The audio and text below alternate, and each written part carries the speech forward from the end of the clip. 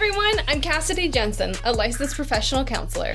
And I'm Grace Allspaw, a licensed marriage and family therapist. And we are both owners of our own therapy practices and passionate about the world of therapy. This is Two View Therapy, the podcast. Because if nothing changes, nothing changes.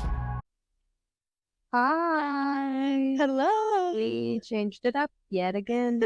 I think at this point, every episode's just going to look different. Yeah. Expect something different in the next one because we're just feeling it out. Yeah. Open feedback. Yeah. If you like one over the other, tell us. Let us know. We're open to that. Of course, if you're listening, you have no idea what we're talking about. But the background's different. Lighting's maybe different. trying out different lighting, trying to be closer to the audience, just so we feel a little bit more cozy and conversational. Make it more true session. Yeah. More like connected rather than the disconnect. Yeah. We're trying our best. Yeah. So today, talking about Gypsy Rose Blanchard. Gypsy Rose. She really picked up and gained some momentum end of last year, I think. Or was it about a year ago, I think. She was released in September, I think. Was it? Okay. Well, I was watching the docu-series on Peacock. Forgive me, I don't remember what it's called, but it was going into her having the potential of getting out in December. Oh, maybe it was December she got out. I don't really remember. I just remember there was a lot of influx. So we both have watched different things. Yeah.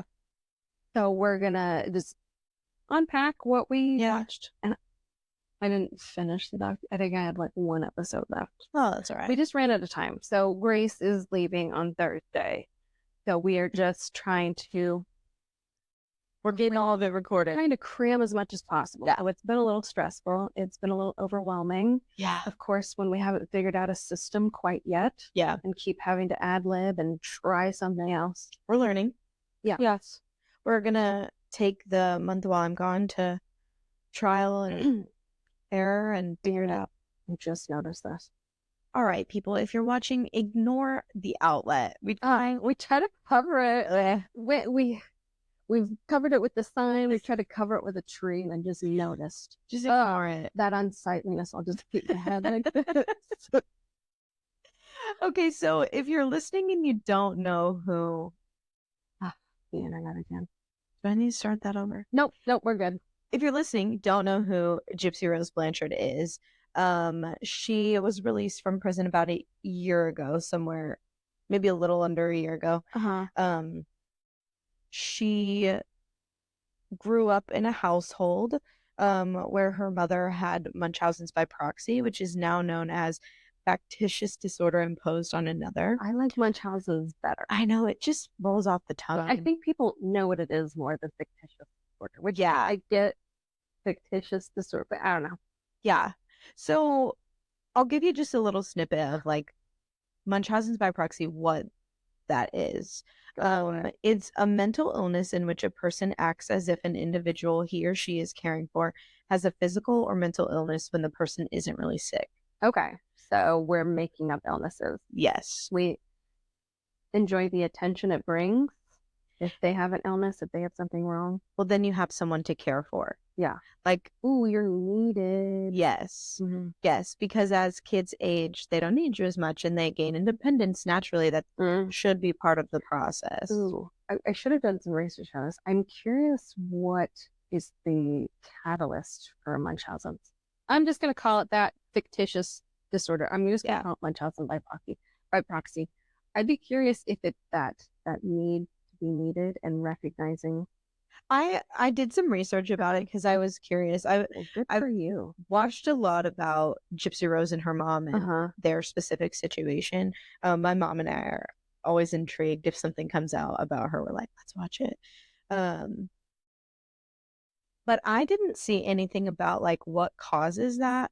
I would be curious if there's a trauma response in that of like they weren't cared for the way they were needed. They needed so we're like overcompensating. Yeah, I would just be curious if there was actual facts on that.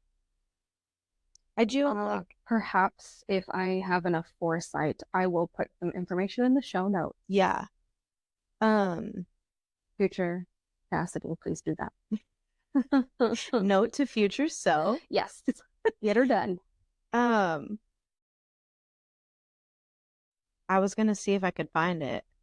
Oh, yeah, I guess we do have computers right with us. It says this is interesting. The exact cause of Munchausen syndrome by proxy is unknown. Okay. But researchers, they're exploring possible options. A few things that contribute to its development. Childhood trauma. Okay. Some theories suggest that a history of abuse or neglect as a child may be a factor. Okay, that's kind of where we were Headed. Yep. Yeah.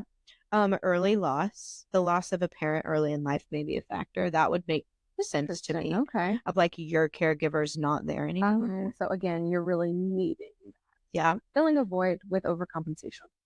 Yes. Stress. So marital problems can cause that, it says. Attention seeking. Some experts believe that it's caused by a need for attention and sympathy from doctors, nurses, and other professionals. I don't know. When we go into the attention seeking, I'm almost going like, could there be an underlying personality disorder? It says personality disorder. Look at me. Researchers are studying the possible link between Munchausen's and personality disorders. That makes really 100% makes a lot of sense. Yeah, 100%. Yes. I don't feel like I can imagine having a client with Munchausen by proxy. Either one who is is it victim? Is that the phrase? I would say so. Gypsy Rose would be. I mean, she experienced abuse and neglect for sure. Yeah. A lot. Yeah. It does say, like, there's a Munchausen syndrome of, like, where you think you fake illnesses for yourself. This is the by proxy, so you're doing it to another. Somebody else, yeah. But it looks like they're researching if there can be combined presentation of for you and. Oh, does one correlate with the other? Yeah. Maybe as you become a parent. It just continues on. Ooh. Yeah. Ooh, that's messy. Okay. That is. So at least in the show that I was viewing, Gypsy Rose was interviewed and she was still in prison. Okay. And she is in prison in Missouri. So I don't know. But she's from Louisiana. I believe so, because they were there until Hurricane Katrina. And that's what brought them to Missouri. Okay. I will say, for those of you who don't know, she was convicted of second-degree murder for the death of her mother. Gypsy Rose was. That's why she was in prison, not because she was the victim of Munchausen's by proxy. She was a participant in the death of her mom. Kind of orchestrating and figuring out. Yeah. So the Peacock docuseries that I was watching is The Prison Confessions of Gypsy Rose Blanchard. Okay. I will have to watch that. I'll put on my pretty straightforward. Okay. Because it's just her. It's just her. She's getting interviewed while she's in prison, and it was leading up to her having what's the date where they have like their meeting to see if you can early release or whatever. Yeah. Is that what we're talking about? It has a certain name. It's parole hearing? Yeah. Okay. Something along those lines. Yeah. A hearing to see if she would be eligible to get released early. She was sentenced to 10 years in prison and got out early. This is 2015? 16, I believe, is when she started that 10-year stay. Okay. So she's out early. Yeah. Okay. So I just didn't watch the end. I didn't want. That's fair. That's fair. It dove deeply into early life, so it really gave you a build-up of everything that was going on and how we got here. What about yours? I have watched a few things about her, and it talks just about the journey of like in one of them, her mom. Okay, well, I'll tell you this. Her mom reported that she had leukemia, sleep apnea, seizures, asthma, hearing and visual impairments, muscular dystrophy, and that she needed to have a wheelchair and a feeding tube. I am glad that you wrote down everything, because there was, I think, the sleep apnea. She was like a freaking 1-year-old or something. Like, she was young. And I was like, I don't know much about sleep apnea, but I usually hear it in adults. So I was like, how do you even have it? Yeah, typical for a child. That I was don't way think with that. so. That's like 10 things. Yeah, with eyesight issues. Hearing and eyesight. She had dental issues as well. Her mom pulled her teeth on a few occasions, had her teeth pulled. I think she has like a flapper. She also, in some of the stuff, and obviously I don't know all the details, right? Like I don't know every fact. We only know what we've been. Yes. But she was on so many medications that her teeth rotted. Like part of the what's it called? Side effects Oh, really? was because she was on so many medications. I don't know if your docuseries went into this. Mine did, and I didn't know this. She ended up getting an addiction to her mother's pain pills. Did she? Yes. So she talks about how she was high all the time, especially when this is going on. I'm curious how you couldn't be. Like, right. I'm not justifying substance use or saying that was right. I just kicked Cassidy. Didn't mean to. I don't know how she couldn't have been using some sort of substance because she had to have been in pain. I mean, she was forced to sit in a wheelchair all day when that was not what her body needed. No. She had a feeding tube that couldn't have felt good. Oh, yeah, she had that for a while too. Oh, another thing before I forget, because I did not take notes and I should have. The docuseries that I watched, and I was having this suspicion as well. Potentially having some Stockholm syndrome. Isn't that so interesting? Isn't that? Yes. Which could go into why she's just complying. Yeah. In this. Stockholm syndrome is when you, what is it? You fall in love with or find compassion with your abuser, it's almost like that, a trauma bond. Yeah. In a sense. Yes. Like, they abuse you, but they're also, in her case, really was the only one there. So, like, what are you going to do? Yeah. Yeah. Which, I can't imagine. Like, her mom was the only one there, but also harmed her every day. And she did have a dad, and he was younger than her mom, and she got pregnant pretty quickly into their relationship, and he, I think, ended up going to work. But her mom said that he didn't care and didn't want to step up. So now I think they have a great relationship. Yeah, and I think he didn't necessarily not want to be there. I think he was trying to work to support them, but then as the mom created this distance, he kind of pulled away as well. Well, and this is my perspective of it, and correct me if you disagree with this. In order to keep up this bruise, she would have had to distance herself from him and say he doesn't want to be around you, he doesn't care about you, whatever, because we can't have looky-loos. But no, this being said, mine explored her grandpa, and there was a cousin that talked, and so her uncle, and she was pretty close with Gypsy was close with the uncle and a grandpa. Her mom's side or her dad's? Mom's side. Okay. Grandpa watched her a lot. She talks about, in this docuseries, she explores loving grandpa, but then at some point he actually molests her. So another Stockholm. Yeah. Grandpa denies that allegation, but she says as she's found clarity unpacking trauma in prison, he feels like that definitely happened. So we have sexual abuse on top of Munchausen by proxy, on top of like Stockholm's. She is very well aware that she's got a lot going on mentally, and that it's going to be a lifelong of recovery, which I appreciate that insight on herself. We also kind of briefly touched on how prison really hasn't given her a lot of space to address it. That could be limited resources, and that would just be a lot to unpack too. So I don't know there, but yeah, her options are probably very limited.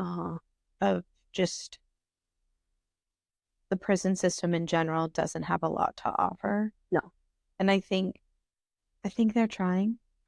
I don't know, but just the mass amount of people in prison and the not a ton of money going into that. Mm-hmm. You can only offer so much. I had a supervisor who worked in a prison around here. Yeah. And it was a lot. I was going to say, during my internship, one of the therapists that I worked with also had worked in a prison around here. And the prison itself seemed to blur the lines a lot with her degree and her capacity. Because she was telling me, like, she was coding people when they were passing away. And I was like, that's not our responsibility. No, I could never. So it just was too much. Yeah. Definitely crossing boundaries. I will say, I do think it's important to acknowledge she has stated fairly publicly she knows she has work to do. Yes. And I think, and now, if you don't know, she's having a child. She's pregnant. See, I forgot what's going on. She's pregnant. Okay, you explain that, and then I want to go backwards again. It's just forwards and backwards, and now and then, and which she's pregnant and has said, like, I want what's best for this kid. I need to make sure, like, I do my own work, basically. And I love the introspection. Yes, the awareness for her to say there's work to be done. Let's see, huge. I hope. Yes. Yeah. Oh yeah, I hope so too. Yeah. Okay, backwards. Yes. So, obviously not allowed to date. Due to the upbringing, her birthday, the day stays the same, but the year gets fudged a lot. Yeah. So I think she loses track of how old she is. So it seems like mom has definitely kept her in that, like, preteen mindset, very naive, very much not having awareness of not allowing growth. Right. Yeah. Normal things and normal stages didn't really seem to happen. So when she gets on Facebook and is talking to other people, a lot of naivety, but she gets in relationships that are very similar to what she's used to. Mm-hmm. So was there one person before Nick? I think there was a person before Nick that she potentially very briefly. Yeah. Like not a long term. Uh-huh. But he was the first she met in person, I think. Yes. And then there was Nick, and then in prison she was engaged. Yes. And now this person has been engaged in two other. She got engaged with the guy she's with now, but they broke up and she married a new guy. Uh-huh.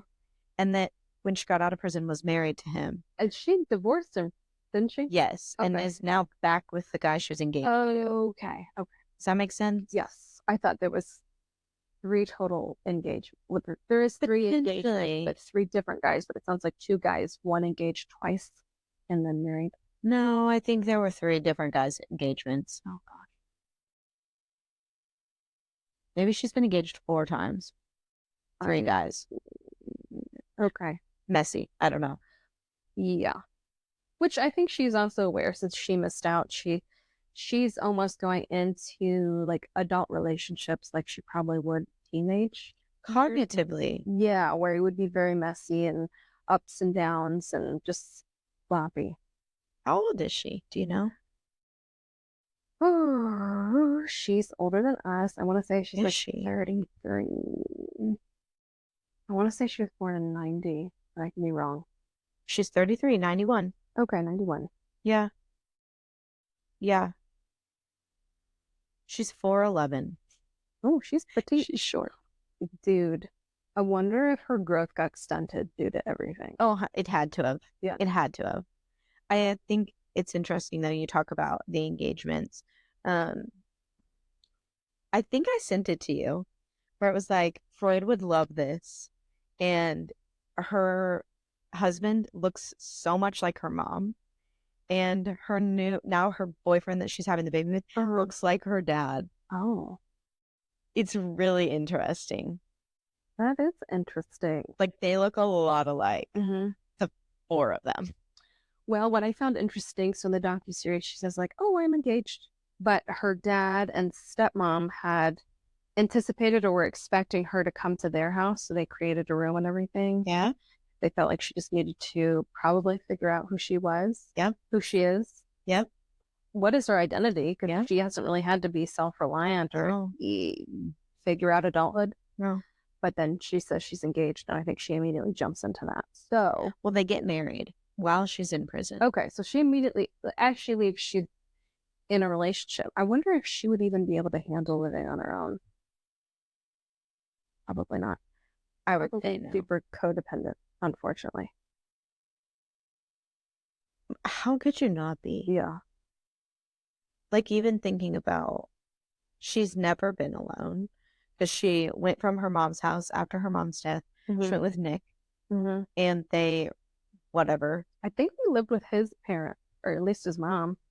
Yes, it was a household. Like, there were other people there, and then got arrested. Yeah. And then has been in prison. I also just want to say, yeah, this is maybe a topic or conversation for another day. How is it she was in prison and had men lined up, right? Literally engaged multiple times, boyfriends throughout the entire time she was there. What am I doing wrong? I think it's because you're not. I don't want to be in the similar. I don't want to say situation. crazy because I hate that term, but they're not bonkers. You know, Cognitively, I'm also not 14. Yeah, I like to think too. You're choosy. Oh, so you're not gonna go down like and have a slew of them. Like we're kind of. I sometimes wonder that too. You see some of these women on social media, and you're like, "Who the fuck have you?" What I don't understand, and I do get it, but like, if I'm not viewing it from a therapeutic standpoint, the back-to-back, how is there always someone? I don't know. It makes you wonder about the men. Are they just wanting to see what she's about, or something as appealing? Do they think they're gonna get their 5 seconds of fame? I don't know. I'm sure some of them are genuine, but I mean, I'm happily married, but I can't think of a place to reach out to somebody who's in prison. There's like an app or something you can do. I like my spouse to live with me and be with me in person. So you know how many people are married and they never met before, but they got married while one of them was in prison? What is that? Just not for me. Love After Lockup. What? Maybe we need to watch that. What kind of fucking show is that? So they meet, and then it shows their journey after. Where do you find this? I love reality TV. I've never fully watched an episode. I'm just seeing like clips of it. I don't know what to say to that. Wow. We should watch it. Apparently. Okay, so I do want to talk about, there are a few things that are important to pay attention to if you're concerned someone is being harmed due to Munchausen's by proxy. Okay. There are like things you can look out for, and I think that's important that we talk about. Just whether it's like kids that go to school with your kids, or your nephews and niece, or your friends' kids, like just paying attention to observing this behavior, right? So things to pay attention to, inconsistent symptoms. So if they're not making sense, like this isn't really adding up, medical history not being accessible. I'd be curious how common that is in today's digital age. Because that was part of this whole ordeal I mean, we had the internet, but it wasn't so common. And records were not on the same kind of systems. And then when Katrina hit, they're like, oh, all the records got destroyed. Which I would be also interested. Like, I don't understand all the medical world stuff, but like, if I want to talk to a doctor, I need a release. Yeah. So like, someone can say to me, no, I'm not signing that release. Yeah. So how would doctors be able to? Well, and if you're meeting somebody new, I don't know if would be all that much skepticism. It depends on what it is. Like, I think the doctor in the series that I watched was kind of like, I should have checked in on that a little bit more when it came to some of the cancer diagnoses. Yeah. Because I think typically, to be fair, if someone was coming to you and saying, my kid has cancer or had cancer, that's not something you joke about. Like, it's not I'm just going to say this. Typically, that's a really big deal. Yeah. And so why would you not trust someone when they said that? So I can even see it from that perspective of like, well, I trusted them. Nobody just bullshits this. Yes, especially about cancer. Yeah, I'd be curious the percentage. Did you do any research with how many People have it. were affected by? I did not. That's actually a great question. I don't know. Like how common it is. Yeah, I don't know. Oh, common. 1% meet the criteria for Munchausen by proxy. That's a small percentage. Small. So I don't know. I don't know if there is enough awareness. I don't know. I feel like with your peers and people get such a small taste of people anyway. So I think to really develop this pattern and to know would be incredibly difficult. Yes. Yeah. And like some of this, even you would have to be a doctor to notice. Like excessive medical procedures. Yeah. Potentially, you don't tell the people around you that that's happening. I think with Munchausen by proxy, you do. But just think about this: how young she was, and these procedures happening. Again, just body storing some of that trauma. The somatic, I just want to cry. I can only imagine her body just being like, "We don't need to do this," or her like screaming internally, like, "Ah!" There is and I don't know if it's the one you watched, but there is an interview. Oh, I think she's talking to Dr. Phil. Oh, I can't It's believe while he's she's in still prison. going. Which she says, I knew I did not need to be in a wheelchair. So like her awareness to say, I don't need this, but then even like fear of standing up for yourself and saying, Literally standing up. literally standing up. Yeah. I think she like, I feel like she would have had to do some standing on her own because like when she runs away from the house, it didn't seem like there was like much muscle atrophy where she was, like she just went and did it. I do think that that's important to know of like not everyone who uses a wheelchair can't walk. That there are people in wheelchairs that potentially have chronic illness or pain with standing for long periods of time. Can't walk that far. Yes. And so for her, potentially there was some of that, like, okay, you get up and use the restroom on your own, or you shower standing up, or like that kind of thing. But I think it was all within the home. Okay. Yeah, I don't know to what what that looked like as far as confinement. Yeah. Speaking of confinement, as I'm just connecting the dots, when she ran away and then her mom found her, she ends up getting handcuffed and tied to the bed for like a couple weeks. Did yours talk about this? Yes. Yeah. What a terrible. Wow. I think at this point she maybe is 19 or so. I think she still thinks she's so an adult. Yeah.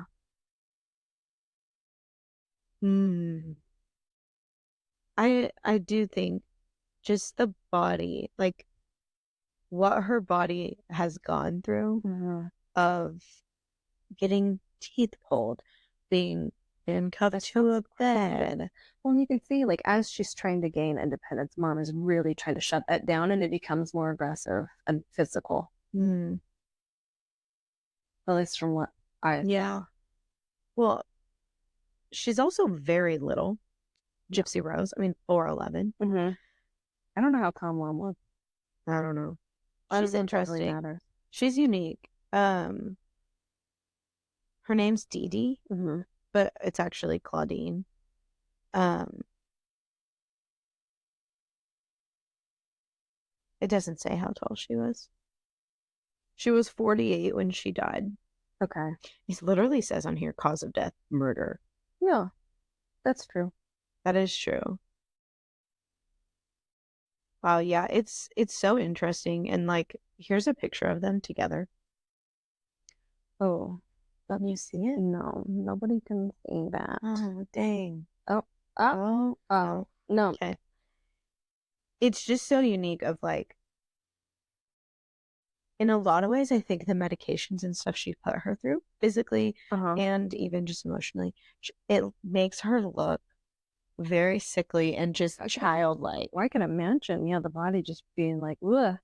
Plus, when it comes to like, why didn't she do anything? If she's, getting high off of medications too, just to survive, like she probably doesn't have a lot of gumption to fight things. It's just, it is what it is. So I'm going to go off into my own world. Mm. I have a number of clients right now dealing with some daydreaming. Mm-hmm. And part of that in talking with them, and I mean multiple clients dealing with this, Mm-hmm. so it's common as you look at it that it's an escape, that you can get away from reality or whatever you're experiencing or discomfort.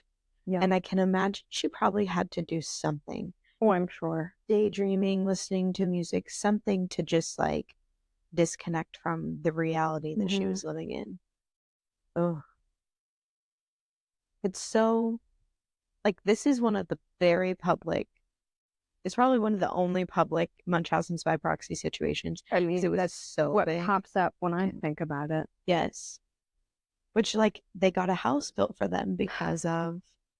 Yeah, it was specifically tailored for her and for her to get around with her wheelchair. I do wonder how long this would have continued if her mom wasn't murdered, and then if her mom would have ever been caught, either with the financial lies or found out about Munchausen by proxy. I'd be curious, like, what that would look like.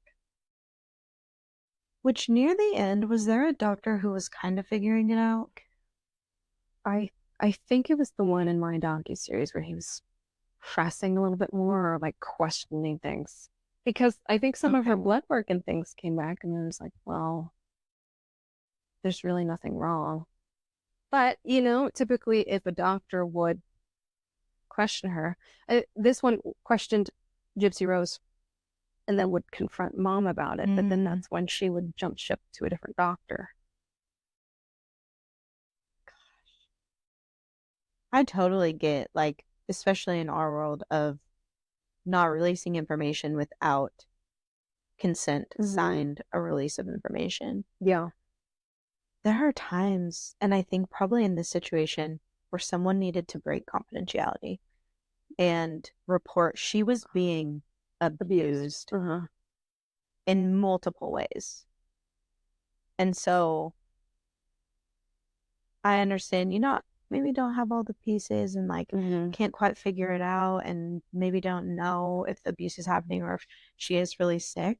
Yeah. But someone needed to. I'd be curious if what all they picked up on. And I lost my thought there, but because I just thought of in interviews and things, Gypsy's mom would be close with her. And she'd usually have, if she was talking too much, she would do like a little physical signal of like, shut up. Mm-hmm. So I'd just be curious if doctors were able to recognize some of this body language or notice if anything fell off. I would think things would be off. I usually you're off when people are too syrupy sweet though. I pay attention a lot to body language and connection in my office. Yes. And I find it weird when specifically like couples or parents and kids won't separate. Like I used to a lot. I don't as much anymore unless I have big concerns. Spend time individually with everyone, which I do some of that, but not as much. But like parents not wanting to leave their kid or couples not wanting to leave their partner. And it's like, okay, why? That makes me want to separate you more. Yeah. Like, I want to understand both sides of this more. Yeah, of course I want to see like gentle touching, like we kind of touch in moments, but like if it's like I can't leave. Well, and the constant hand holding, right? Yeah, said that right. I was like, did I say it right? Yeah. Or touching. Like I have a couch in my office, and it's so interesting to see if couples sit or parents and children. Oh, I like to see how we're gonna sit.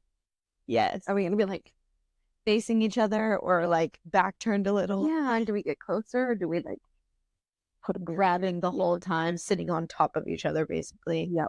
Or do you sit one on couch, one on chairs in my office, like completely separate? Yeah. So in this situation, I'm actually shocked anybody got them separate. I think this doctor said he needed to like run a test and only she could be in there. I think he had to Finesse the system. Yeah. You'd have to. Wow. God, that sounds so miserable. I love my parents, but I can't imagine. having Oh, to go through absolutely. that. I love my parents. I don't want to spend that much time with them. But literally, they were together, I think, 24/7, 24. constant. Well, she didn't get to have friends, so social upbringing, social cues, peers, that. Well, even thinking from a super young age, like the sleep apnea thing, that started when she was really young. Oh, So the natural social connection with people your age and like learning new things and becoming more independent, she didn't get to do that. Well, and she did get to go to public school for a few years, and then mom pulled her to homeschool her, but what a disadvantage. She literally wasn't taught anything. I think she got her GED. I don't know if she went in to get any university, but she did get GED when she was in prison. She's just at such a disadvantage for so many things. I think homeschooling can be really amazing. Please hear that. Mm-hmm. Homeschooling can be really amazing. The tragedy with it is that kids don't actually get an education sometimes. Mm-hmm. And there's no one checking in on that. Yeah. There's no... But you don't have the mandated reporters, you know? Oh, I hadn't even thought about that. Yeah, if she was going to school, you know, somebody isn't questioning why so many things are happening, you know? Oh, I hadn't even thought about that teachers would have a different point of view. Yeah. Again, somebody looking out for her best interest, potentially. Oh, man. But if it's just mom, like, who's the question? She's homeschooled, okay. Yeah. It is so intense and wild. Mm-hmm. So many tragedies, really. Yeah. To speak on, like, Dee Dee's mental state. Mm-hmm. There's, I mean, as we went through it at the beginning, there's a lot of possibilities of what got her there. I mean, loss, personality disorders, trauma. Potentially she had some Munchausen. I don't know. So what I gathered, I think she was kind of pushy, and I think she was favored in her family growing up, but I think like she usually got what she wanted, either through manipulation or strong arming. Interesting. Which goes into that personality. But thinking about her mental state obviously had to be not on a healthy level. I'd imagine there'd be some sort of panic she feels if this isn't following through, or the panic she would feel losing her daughter and being alone. Well, and also she was making a ton of money doing that. Yeah, they got people trips to Disney, the house. I think probably at one point, and maybe I remember this wrong, you can correct me if I am, that they were given a wheelchair accessible van. I think so too. Yep. Okay. So, because I remember the community, they banded together, and when they found this out, they were like, yeah. So her mental state wasn't in a good place. Mm-hmm. So then she forces basically trauma and difficulty with mental illness and stuff for Gypsy Rose. Yeah. So perpetuating this cycle rather than getting healthy for herself, healing that. Did she want to? Did she even know she had a problem? Yes. I don't know. So then generationally has passed this on. Yeah. And I think Gypsy Rose has said, I don't want to pass this on. I want to do the work and heal. I'll be curious how she's really going to try to put an end to that. Girl needs some EMDR. Yeah. Doesn't everybody? And some, like, I'm not huge into, I'm learning more about it and wanting to be more into it, but the somatic world. Yeah. Of how our bodies store things. Look, when you do your EMDR training, I feel like that just kind of comes with it. So yes, I actually am about to like submit all my stuff, and the one that I'm doing has a somatic like undertone. It's Okay. like ingrained into the. I'll be curious. You'll have to let me know. Yeah, I will. It's been 3 years. Wow, yeah. Yeah. But just her state of mental illness. Yeah, both of them. Yeah. I don't really remember too much. Did yours unpack just like conflict between them as it arose? Not so much. But I do think there was conflict. There had to have been. Imagine, yeah. I'm curious when Gypsy, I think it was when she got on the internet more and was noticing how other people are like, when she really was like coming to like, my situation is quite unique and this isn't normal compared to my peers. Oh, imagine. Okay, that was probably 10 years ago. Well, maybe a little longer than that. I don't know. I'm thinking 2013, 14, maybe 12. I don't know. Okay. 10 years, I think, is fair. That she was like getting on social media. I think so. Because 2016 is, I think, when she went to prison. Uh-huh. So before that, she's getting on social media. Imagine. She mentions Facebook. Okay. So 10 years ago, social media was very different than it is now. It was. Very different. Mhm. So if she got on now and was seeing those things, I even wonder if it'd be easier for her to get out of that Oh, yeah. rather That's than interesting. still being stuck there. Mm. But, I don't know. I feel like a lot of people posted their little digital cameras worth of photo dumps back then.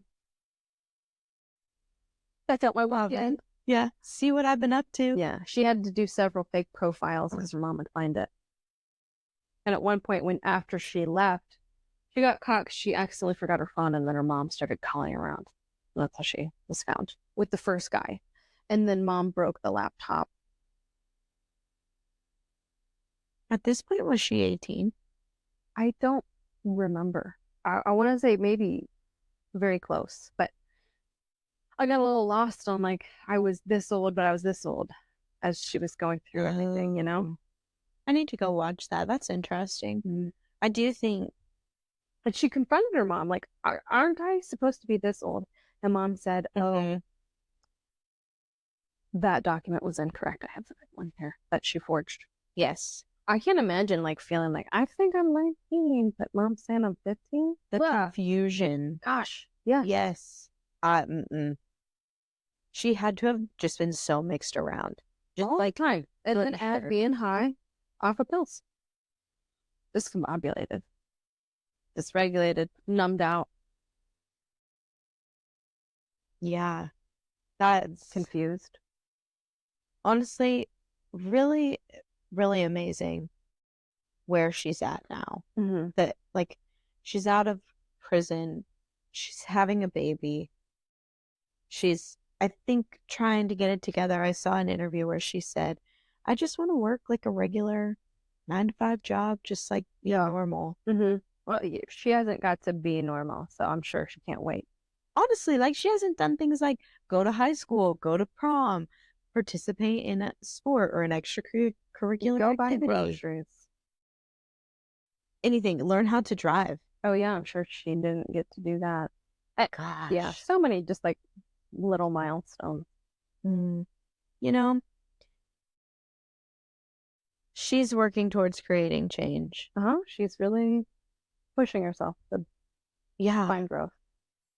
And I think just brings us back to favorite little saying here. Yeah. If nothing changes, nothing changes. We wanted to say thank you for listening today. You can find our Instagram at 2View Therapy and view our merchandise through our Etsy shop at 2View Therapy. Please rate, review, and subscribe to Apple Podcasts, Spotify, or anywhere you get your podcasts. If you are in a mental health crisis, contact your local crisis center, or you can call and text 988.